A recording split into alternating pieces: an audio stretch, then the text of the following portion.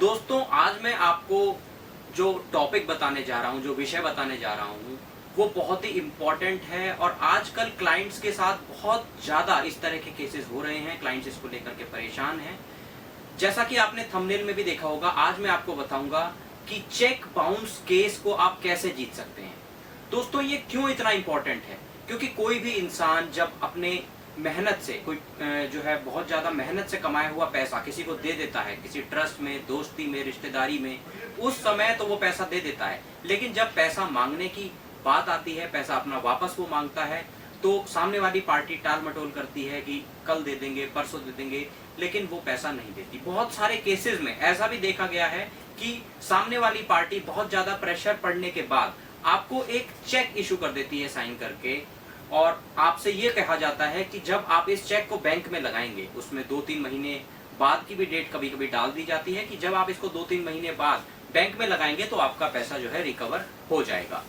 लेकिन बहुत सारे क्लाइंट्स हमारे पास आते हैं, बहुत सारे जो है हमारे खुद के रिलेटिव्स हमारे पास फोन कॉल्स करते हैं कि हमारे साथ भी ऐसा ही हुआ है कि हमें एक चेक दिया गया था जिसको जब हमने बैंक में लगाया तो बैंक से वो बाउंस हो गया ड्यू टू एनी रीजन, कि उनके अकाउंट में पैसा नहीं था, उन्होंने अकाउंट क्लोज करा दिया, उन्होंने चेक को स्टॉप करा दिया, XYZ एनी रीजन से वो जो है चेक उनका बाउंस हो जाता है। और ये कोई 10,000, 20,000, 30,000 तक की बात नहीं होती है, लाखों रुपए की ट्रांजैक्शन जिसमें 10 लाख, 15 लाख, 20 लाख तक के चेक्स भी जो है इस तरीके से हमारे सामने आते हैं कि हमने पैसा दिया था और उसके बदले हमें ये चेक दिया, जो कि हमने जब बैंक में लगाया इनकैशमेंट के लिए तो वो बाउंस हो गया। तो ऐसी कंडीशन में लोग परेशान हो जाते हैं। ऑब्वियस सी बात है, कोई भी परेशान हो जाएगा, क्योंकि जब किसी का मेहनत से कमाया हुआ पैसा डूबता है तो जायज सी बात है वो परेशान होगा ही होगा। तो ऐसे में हम क्लाइंट को यही गाइडेंस देते हैं कि ऐसे में डरने की, घबराने की जरूरत नहीं है। जब से जो है NIA एक्ट का अमेंडेड लॉ आया है, यानी कि जो नया कानून आया है, उसके बाद से इतना ज्यादा चीजें इजी हो गई हैं। आपका पैसा जो है रिकवर 100% होता है, क्योंकि जब भी हम चेक बाउंस के केस में जाते हैं तो उसमें सबसे पहले हम सामने वाली पार्टी को लीगल नोटिस भेजते हैं, जिसमें हम उसे 15 दिन का लगभग टाइम देते हैं। अगर वो उस दौरान में आपका पैसा दे देता है तो हमें केस फाइल करने की जरूरत नहीं होती है। लेकिन अगर वो 15 दिन के बाद भी आपका पैसा नहीं देता है तो हम अंडर सेक्शन 138 NIA एक्ट उसके अगेंस्ट केस फाइल कर देते हैं चेक बाउंस का, जिसमें उसको कोर्ट में आना होता है। और ऐसा नहीं है कि वो कोर्ट में आना अवॉइड कर देगा,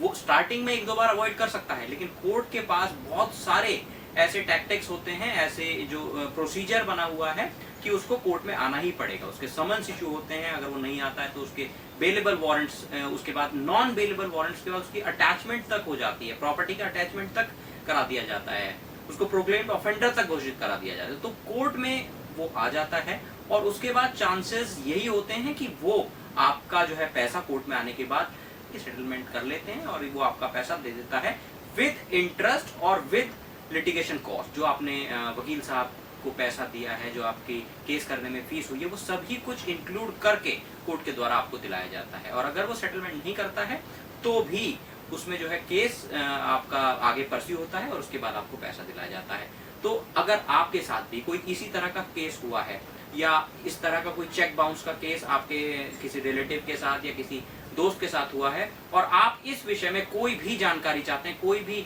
हेल्प चाहते हैं, गाइडेंस चाहते हैं, तो आप स्क्रीन पर दिए गए नंबर पर कांटेक्ट करके आप हमसे जानकारी ले सकते हैं और अपने हार्ड अर्न मनी को आप बचा सकते हैं, उसे रिकवर करा सकते हैं, जो कि बिल्कुल पॉसिबल है। सिर्फ आपको कुछ स्टेप लेने हैं, उसके बाद आपका पैसा 100% रिकवर हो जाता है। इसी तरह के और लीगल अपडेट्स के लिए और लीगल जानकारी के लिए आप चैनल को रेगुलरली विजिट करते रहें और चैनल को लाइक करें, सब्सक्राइब करें। Thank you friends.